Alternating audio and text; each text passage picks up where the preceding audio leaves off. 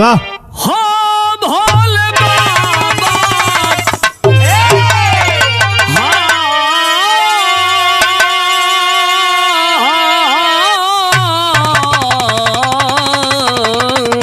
हो राम।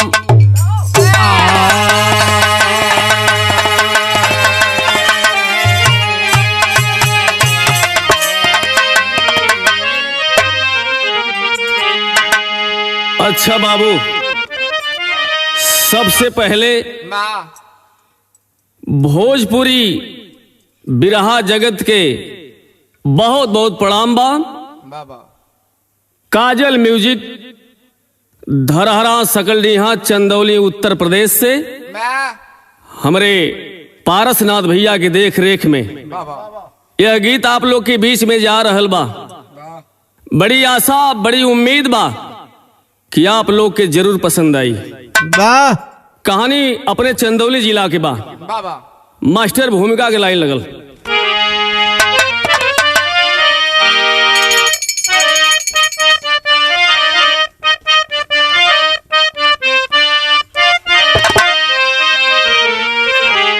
वाह वाह बढ़ी गई वंचना से बिकल बेदना, प्रेम के पुष्प की पंखुड़ी झर गई, जल गई जिंदगी जख्मी जज्बात से, भस्म से भाव की भव्यता भर गई, शिश के सरिता के साहिल पे सिकता, अरे नैन की निर्जानिम निगाह से निहार, मन के मंदिर में मचले मृदुल मंजरी, कल पे कादम बिनी काली माँ के किनारे।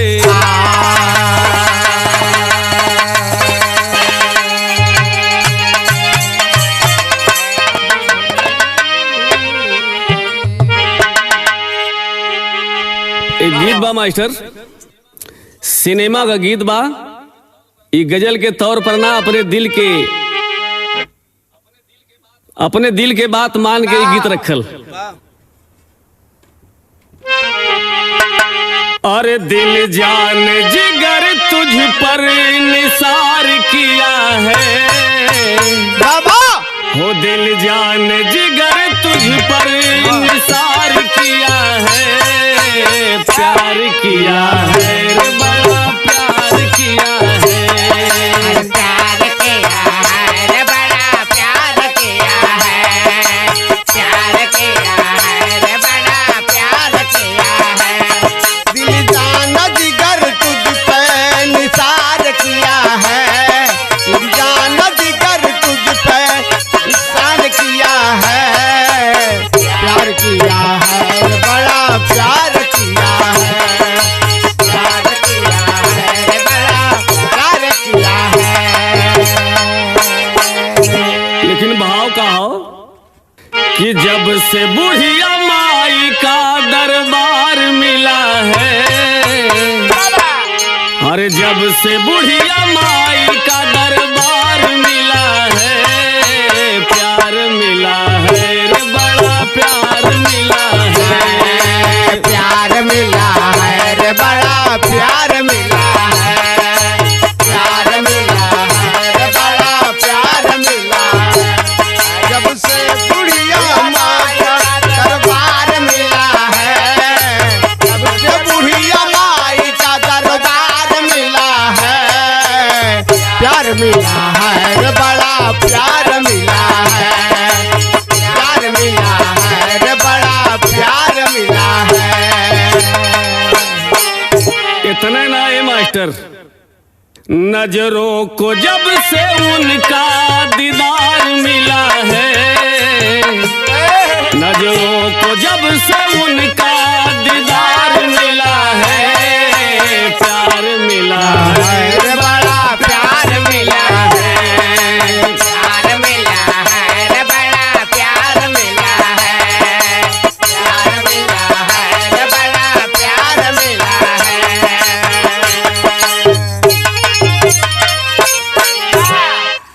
हजम है मास्टर।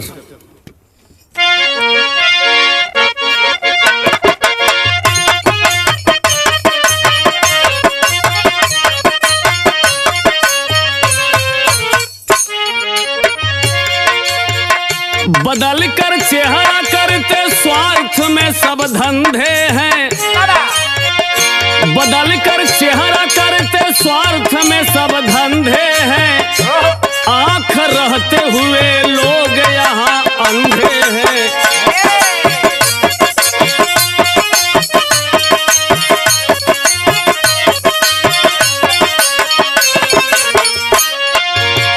स्वार्थ का हस्र आने पर बेचैन होते हैं, स्वार्थ का हस्र आने पर बेचैन होते हैं, दोस्त खुदा का देख सारा वक्त रोते हैं।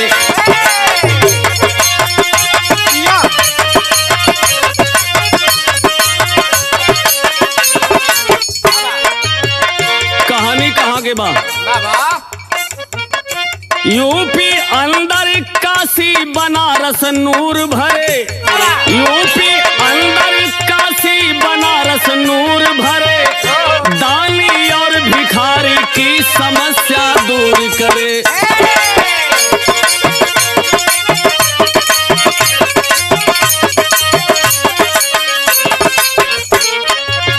नाथों के नाथ यारो बाबा विश्वनाथ यहाँ,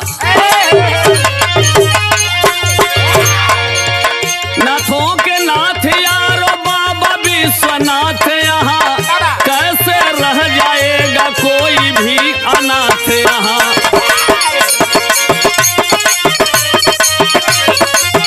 वाह वाह वाह।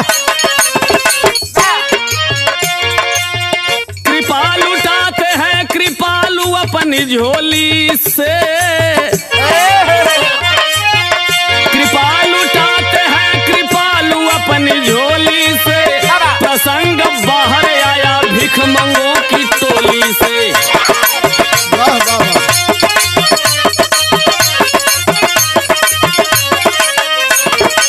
वाह। बात के समझ ला बाबू, बाबा विश्वनाथ का दरबार लगल हो, वाह। सारी दुनिया लाइन में खड़ी है बाबा से कुछ मांगने के लिए। लोगों की अलग अलग फरियाद है, कैसेट बज रहा है कि दाता एक राम भिखारी सारी दुनिया, वाह वाह। लेकिन एक और लाइन लगी है, वह भगवान के भक्तों की नहीं है, वह भगवान के भक्तों से मांगने के लिए वह लाइन लगी है, वाह वाह। जेके हम लोग भिखारी कही ले जा। वाह वाह। वो भिखारी बाबा के भक्तन से मांगे। कभी की नजर जब गई भिखारिन के टोली पर, 80 साल की उम्र में एक बुढ़िया, दोनों आंख से अंधी है बाबू, भीख मांगती है। एक छोटा सा बच्चा है मात्र 3 साल का, जो अंगुली पकड़कर उस बुढ़िया को अपनी झोपड़ी से उस मंदिर तक पहुंचाता है। वाह। और जब शाम की बेला हो तो वही मुन्ना उस बुढ़िया का अंगुली पकड़कर झोपड़ी तक ले जाता है। यह कार्यक्रम रहल। धीरे धीरे समय बीतल, मुन्ना 5 साल का हो गल। जब मुन्ना 5 साल का हो गल तो बुढ़िया के चिंता हो गई कि अपने मुन्ना के पढ़ाई। एक लाइन गीत है मास्टर, कौन गीत है?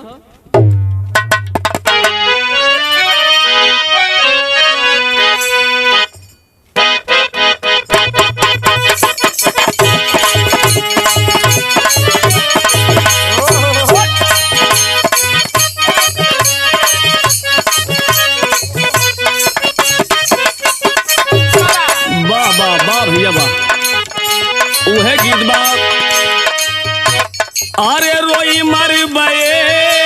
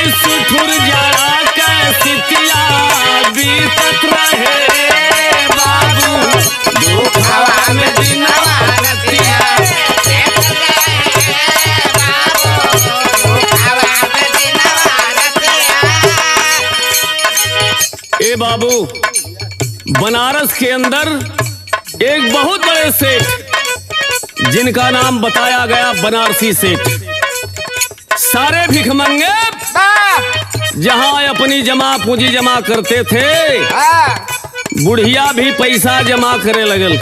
वाह वाह। अपन पेट काट काट के मुन्ना के नाम पर पैसा जमा करे लगल।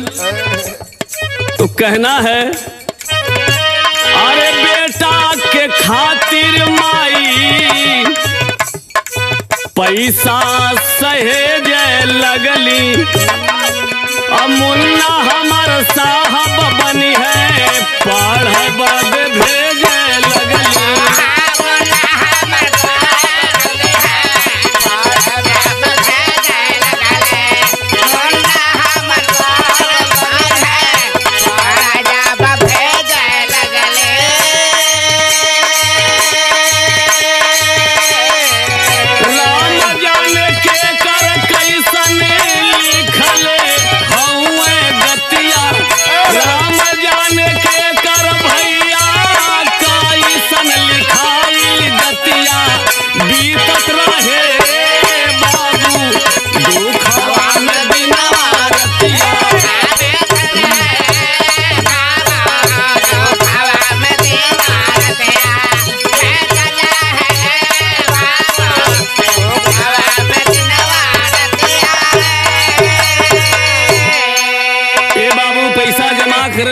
लड़का मुन्ना के पढ़े भेजे लगलिन बाबा, लेकिन केकर किस्मत का है इस संसार में कोई जान ना पौलस।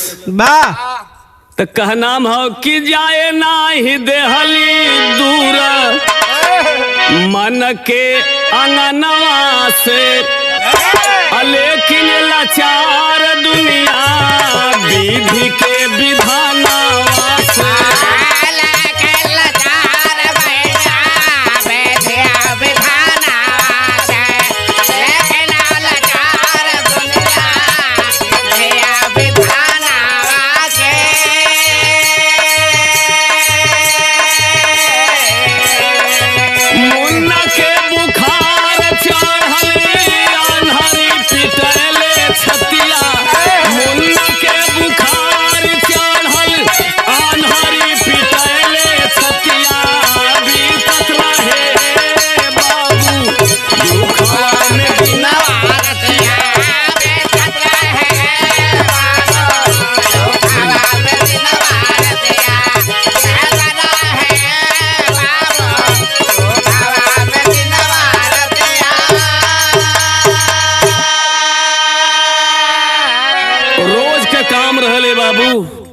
ओ अंधी माई के, अंधी बुढ़िया माई के मुन्ना जगावे, अंगुली पकड़ के अंदर से बाहर करे, बाहर से अंदर करे। लेकिन आज बुढ़िया के एहसास भल की बड़ा देर हो गई, आज मुन्ना उठल नहीं। पहुंचली मुन्ना के खाट के पजरे। मुन्ना मुन्ना दो तीन आवाज देली ने भैया, मुन्ना के आवाज ना मिलल। वाह वाह वाह। जब शरीर पर हाथ गयल तो देखली, महसूस कैली कि मुन्ना के तो बुखार है। तड़प उठी हुआ बुढ़िया रोवे लगल, और जब रोवे लगल अगल बगल के भिखारिन का टोली जुट गई कि बुढ़िया माई कैसन हल्ला है। सबसे यह बात कहे कि हमरे मुन्ना के बुखार है, वो डॉक्टर के बुला दा बाबू। लोग गईलन, एक डॉक्टर साहब बगले में रहलन, झोला ओला लेके अइलन, अलग गईलन इलाज में। कलन की बुढ़िया माई, अगर 1 घंटा में तोर मुन्ना अगर आंख ना खोली तो हमारे बस के बात ना रही है बुढ़िया माई। इतनी बात सुन के बुढ़िया गोड़े पर गिर गई। लग कहलस का मास्टर,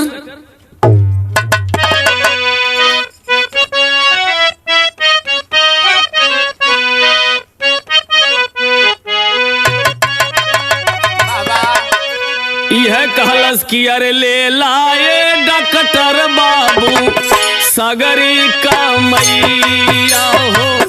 ले लाए डॉक्टर बाबू सगरी कमैया हो, लेकिन जिया लाल मोर हो।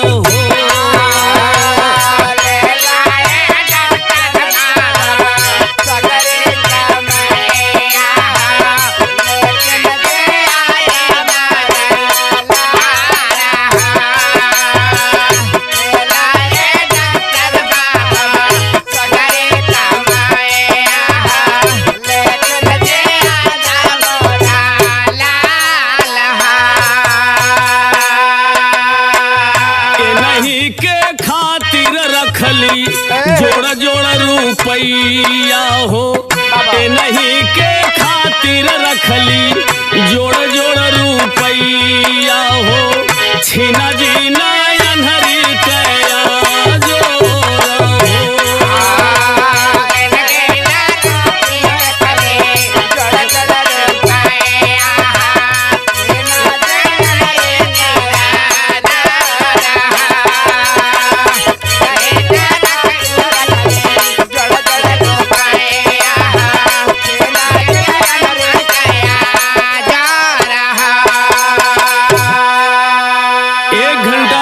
बाबू 2 घंटा बीत गया, मुन्ना ने आंख नहीं खोला।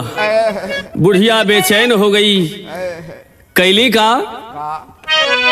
अरे मानिला मनौती भगवती पति विश्वनाथ हो, तोहरे रहत कैसे होई अनहरी अनाथ हो। बिगड़ ना पावे प्रभु हमारी बुढ़ैया हो, बिगड़ ना पावे प्रभु हमारी बुढ़ैया हो, झर झर बहावे नैना लोर हो।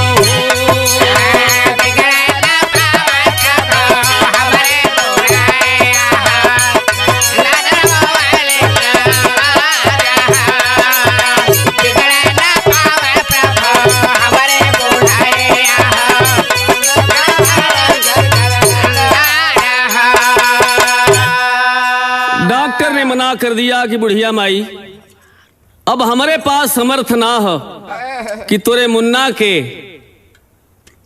अच्छा तरह से इलाज कर सकी।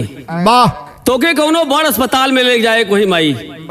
बेचैन हो गई हम आप 2-4 भिखमंगों को लेकर के कही कि जो पैसा जमा की हूं सेठ बनारसी के यहाँ, अगर बनारसी सेठ पैसा दे दे तो मेरे मुन्ने का इलाज हो जाएगा। भागी भागी पहुंची, सेठ के पैर पर गिर के एक बात कहलीन हो। गीत बा मास्टर।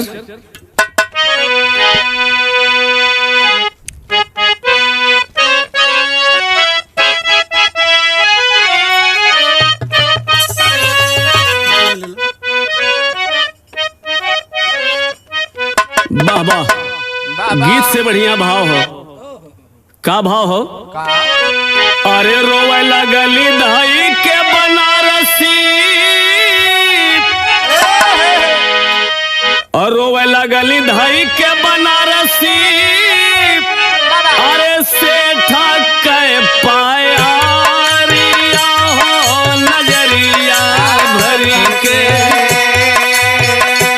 जामा पूजी मांगले भिखारिया हो नजरिया भरी के।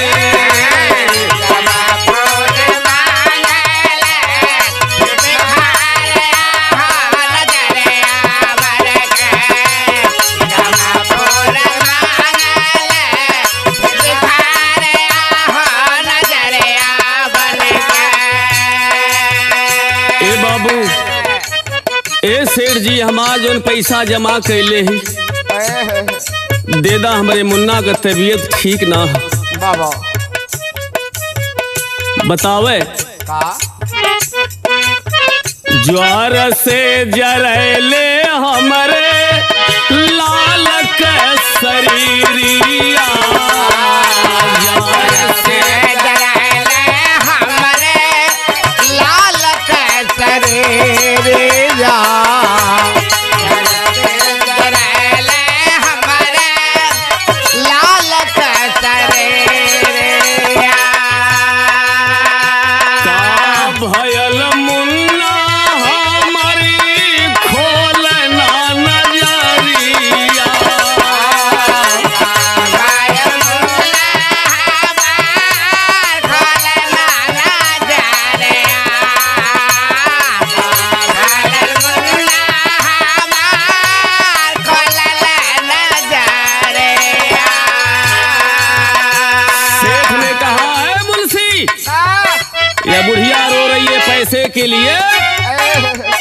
बुढ़िया का पैसा है क्या जमा? बाबा ए भैया, हम तो कहिला कि जिसका जितना नाम हुआ है हाँ वो उतना ही बदनाम हुआ है। गरीबों के मसीहा, गरीबों के दाता कहे जाने वाले सेठ ने इशारा कर दिया मुंशी को हाँ कि देख ले बुढ़िया का पैसा है क्या खाते में। बाबा सेठा मुंशी फेर लगल खाता पर अंगूरिया हो नजरिया बरस आखिर ठगवा कइले ठगा हारिया हो नजरिया भर के।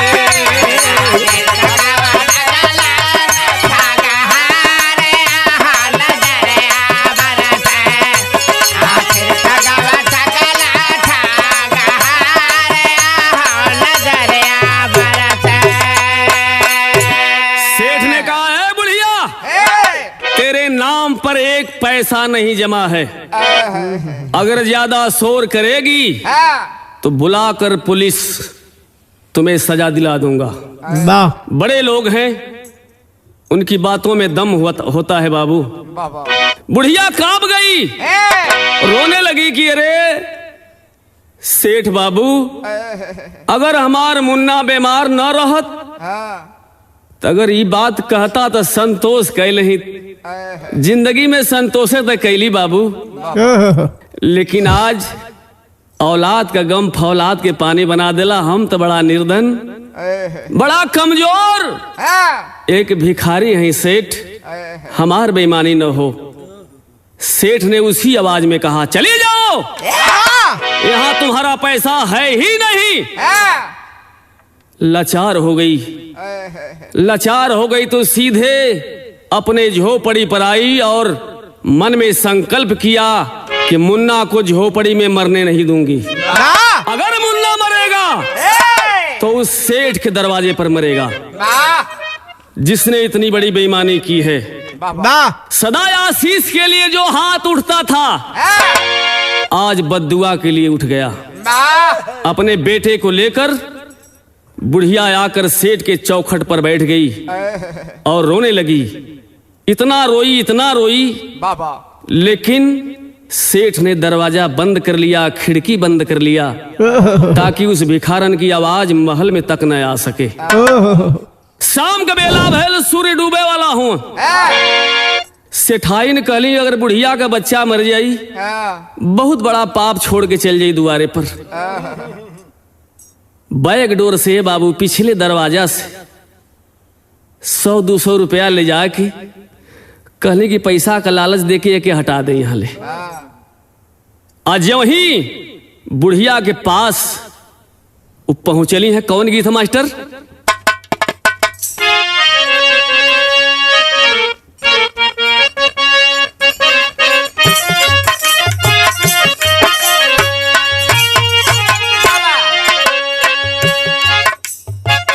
पिया परदेस गईले तार लागल टोपिया में।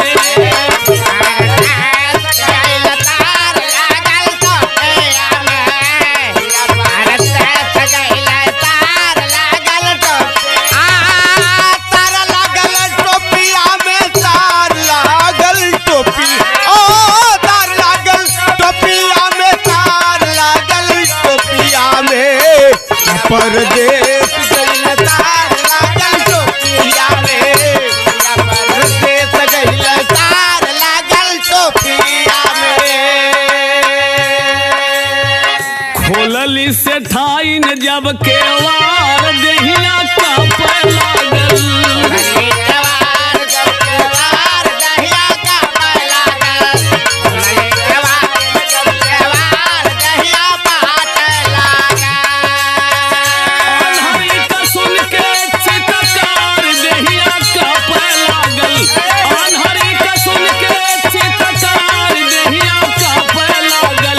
खोलली से ठाइन जब केवार देहिया कांपे लागल।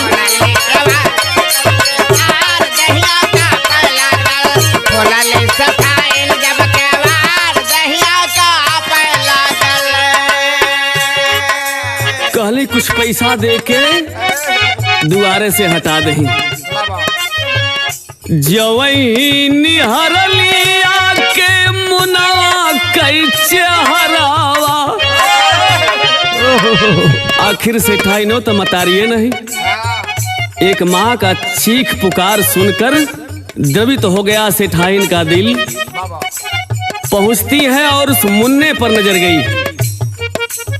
जवई निहर लिया के मुनावा कैसे हरावा।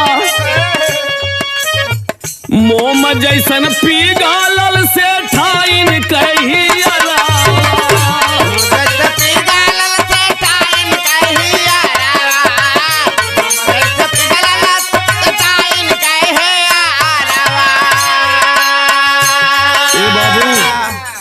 क्या हो गया।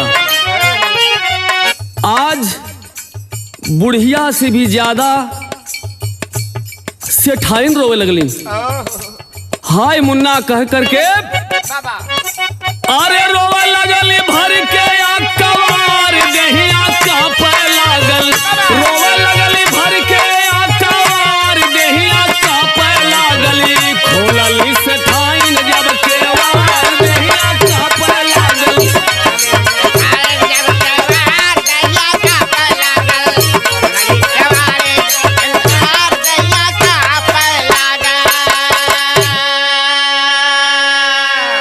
रोते हुए सेठाइन ने मुन्ना को अपने आंचल में दबाया और महल की तरफ दौड़ पड़ी। मुंशी कहे रे सेठ जी तक खतरा हो गल। सेठाइन पगला गई। वो लइकवा के लेके भिखमंगनिया के लइकवा के लेके आवत हईन। सेठ ने कहा खबरदार, अगर उस भिखारी के बच्चे को लेकर चौकट लांघा तो तुम्हें भी भिखारी वाली लाइन में खड़ा कर दूंगा। चले जाओ। अगर मुन्ना से इतना ही प्यार है तो लेकर जाओ, भीख मांगो। हमारे महल में तुम्हारी जरूरत नहीं है। सेठाइन कहली कि सेठ एक बार दरवाजा खोल दा।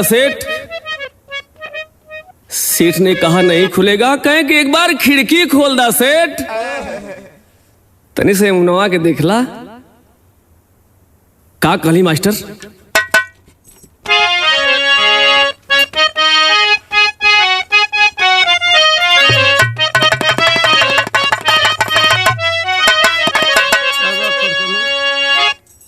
कहली कि अरे जे करा के खोजी खोजी। अरे जे करा के खोजी खोजी अगैला सैया हार हो। ऊ है मोहन बायाइल, ऊ है मोहन बायाइल होई के बेमार हो। ऊ है मोहन बायाइल।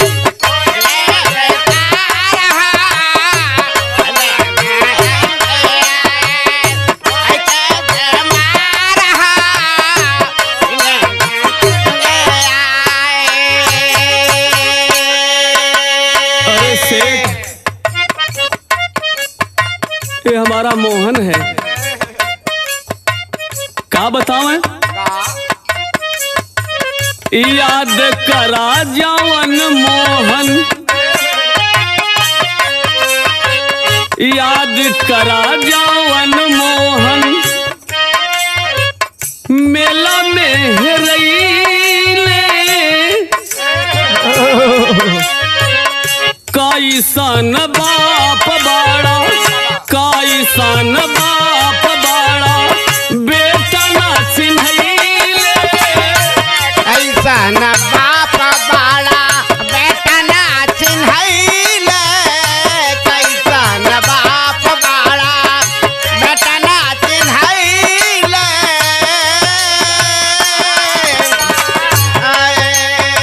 सेठ ने कहा अरे सेठाइन, ये मानता हूं कि मेरा मुन्ना मात्र 2 साल की उम्र में बाबा विश्वनाथ के मेला में खो गया था, लेकिन ये भिखारी के पास कैसे आ गया? मेरा मुन्ना तो गोरा सा था, ये तो एकदम काला है रे। सेठाई ने कहा, सेठ एक झोपड़ी में रहने वाला, एक भिखारी का बेटा बनकर रहने वाला, आपने देखा है कैसे होते हैं उनके बच्चे, लेकिन निगाह देखा कैसन बाप हुआ तो हार नजर धोखा खा सकेले।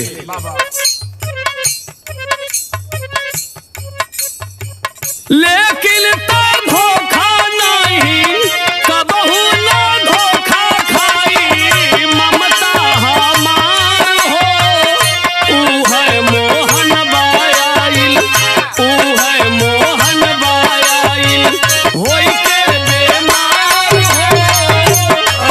मोहन बाया ऐसे बीमार है, मोहन बाया ऐसे बीमार है, मोहन बाया। आखिर सेठ ने पहचाना खुशी का माहौल है हवेली में।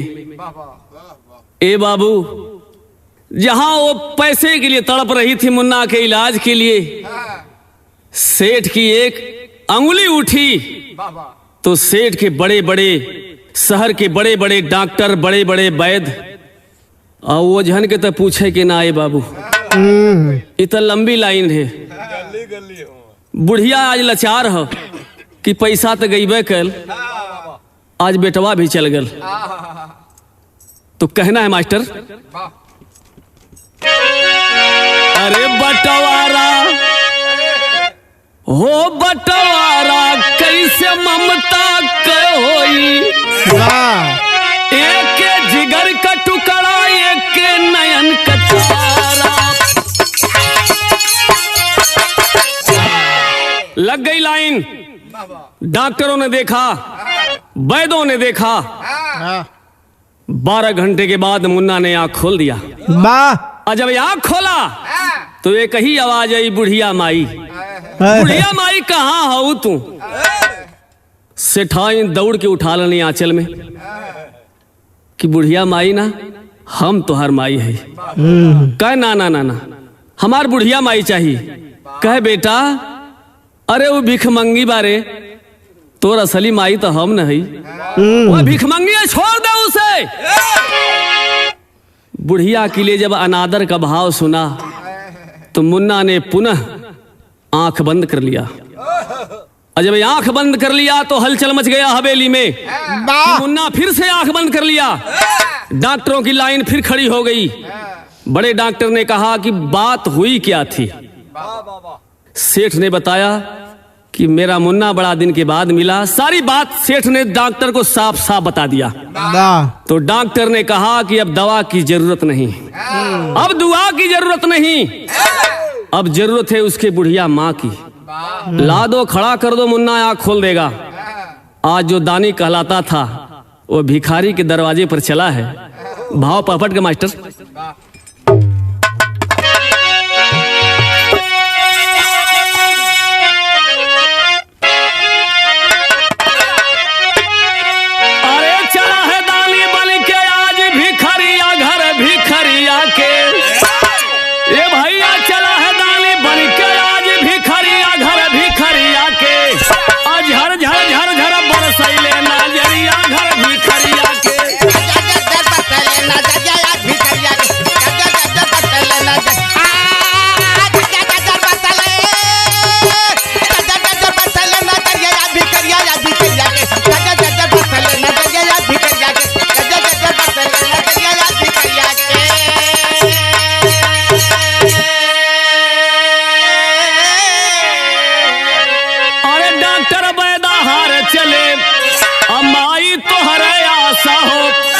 तोहार मुन्ना हुआ माई, तोहरे ममता का प्यासा हो।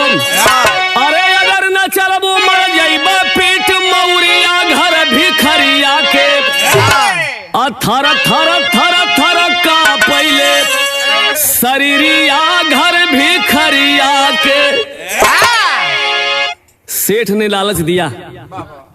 जो पैसा बुढ़िया का जमा था वो एक थैली में लेकर गए और झोपड़ी में फेंक दिए कि माँ, तेरा जो पैसा हमारे यहाँ जमा था वो कोनो दूसरे फाइल में लिखा गया है माई। लेकिन याद पड़ल पैसा ले ले। बुढ़िया उतने झटका से पैसा वापस कीलस कि ले जाओ सेठ। अरे जिस मुन्ना के लिए जमा किया था पेट काट काट करके, जब वह मुन्ना ही नहीं है हमारे पास तो पैसा मैं क्या करूंगी। अरे आग से लौ कही के ना हो, झोपड़ी में कहाँ रखब साहब। तो के देवता जान के तोरे यहाँ जमा के ले रही कि जौने दिन मुन्ना के आवश्यकता हुई वह दिन पैसा आप दे देबा। बड़ा धर्मात्मा हुआ, बड़ा महात्मा हुआ। लेकिन वह समय बीत गई, सेठ पैसा ले जा, मुन्ना के पढ़ाई में लगा दी। बुढ़िया के संतोष हो जाई, रो पड़ा वह सेठ।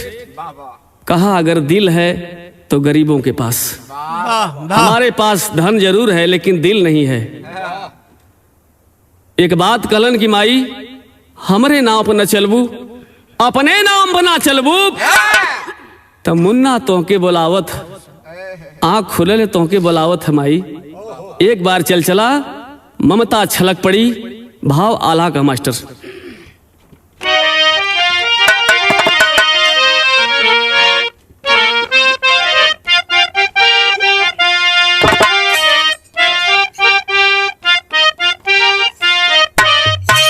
वाह वाह।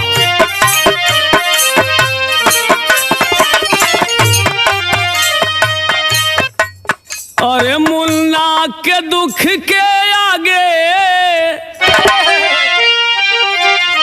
मुन्ना का दुख के आगे आयापन दुख भुलाई हो गईली।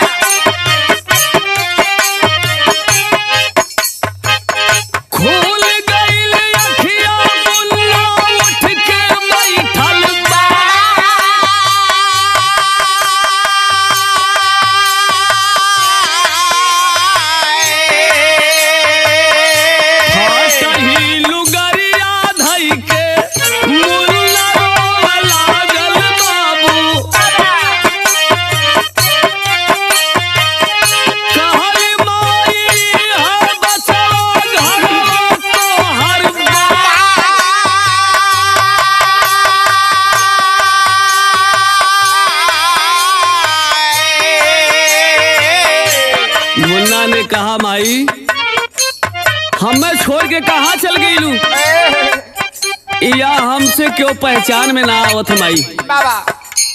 बुढ़िया कलस रे बेटा तुहार घर ई है लेकिन मुन्ना ने इनकार किया। बुढ़िया बतावे सेठ तोहार बाबू हउए, सेठ ही नमाई हिरवा।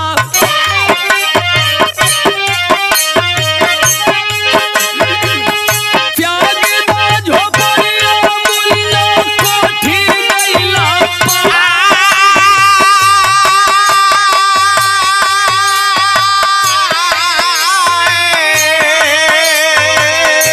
एक और जसोदा रोवे, एक और देवकी बाबू। हीरा के पीरा नहीं सेठ से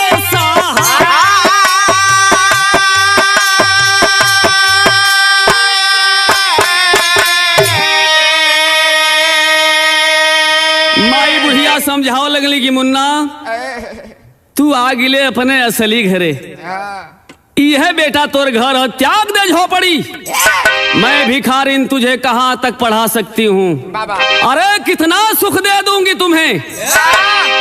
भगवान भोलेनाथ कृपा होगी मुन्ना, तू अपने घरे आ गिला। इतने बड़े बाप के पुत्र हैं तुम, लेकिन इनकार है मुन्ना। कहा माँ मैं एक पल भी नहीं रहूंगा। सेठ एक चाल चले, कलन की माई बुढ़िया 2-4 महीना रहला घर में हमरे, और जब तक मुन्ना हमन के न पहचाने तब तक तू रहला।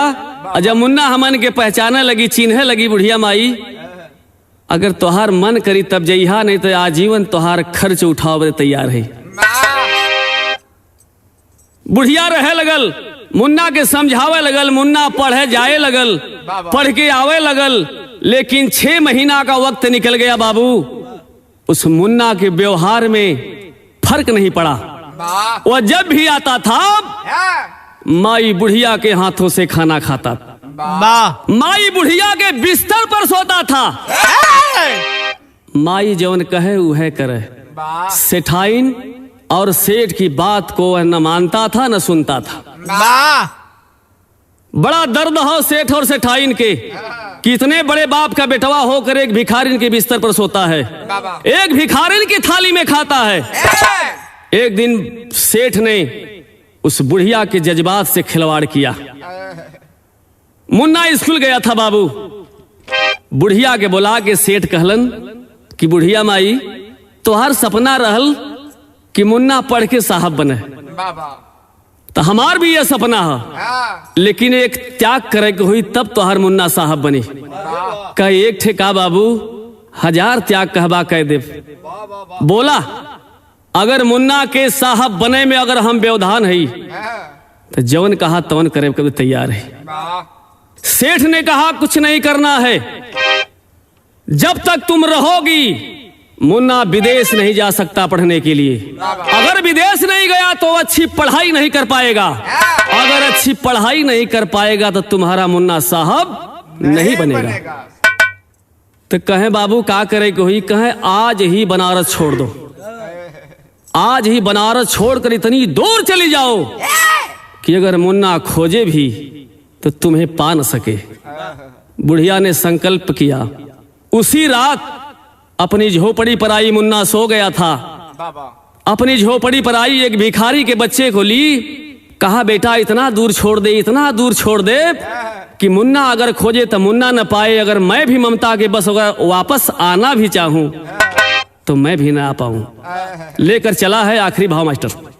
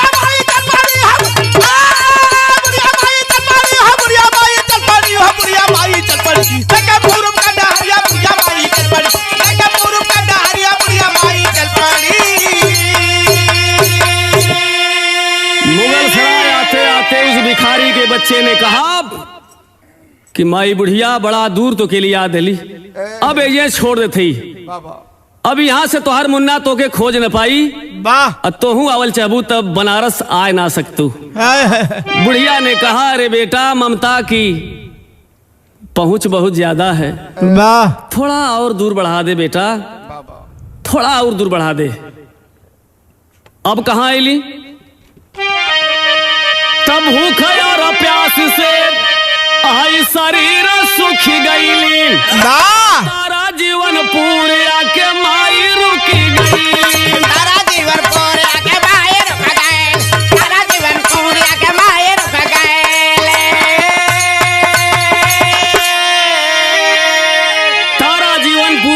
आते बुढ़िया के पांव ने जवाब दे दिया, कहा बस बेटा यहीं छोड़ दे हमें। बाबा ऊंचा सा टीला था, पेड़ के छांव में बुढ़िया बैठी और उस भिखारी के बच्चे से कहा कि बेटा मेरी एक वचन है तुमसे, बाबा इस बात के लिए मुन्ना आएगा, झोपड़ी पर आएगा, रोएगा, मुझे खोजेगा, लेकिन तुम्हें हमारी कसम है यह बात तब बताना जब मुन्ना हमारा साहब बन के आई। भिखारी ने स्वीकार किया कि माँ तेरी बात को दफन कर लेता हूं कलेजे में, बाबा उसी दिन खोलूंगा जिस दिन इसकी आवश्यकता पड़ेगी। इतना कहले के बाद अरे छोड़ के शरीर लेके अपनी परछाई चल पड़ी, भाई के पूर्व का डहरिया बुढ़िया माई चल पड़ी। बढ़िया माई चल पड़ी हो बढ़िया, बढ़िया माई चल पड़ी हो बढ़िया, माई चल पड़ी हो बढ़िया, लगे चल पड़ी।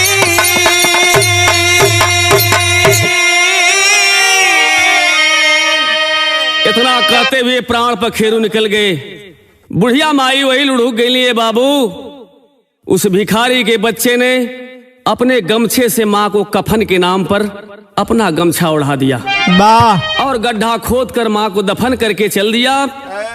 समय का रफ्तार बड़ा तेज होले भैया, समय बीतल, धीरे धीरे मुन्ना विदेश गयल, विदेश से पढ़ के आयल तो साहब बनकर आया।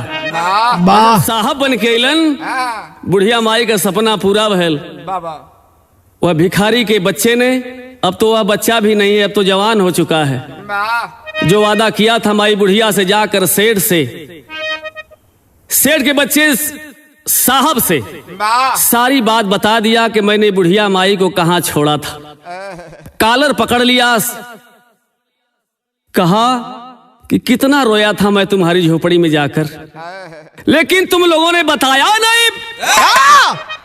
कहे माई का देवल बचन रहल बाबू, आज अगर बचन जौन हम कलेजा में दबा के रखले आपसे कहत ही, नंगे पांव चल पड़ा।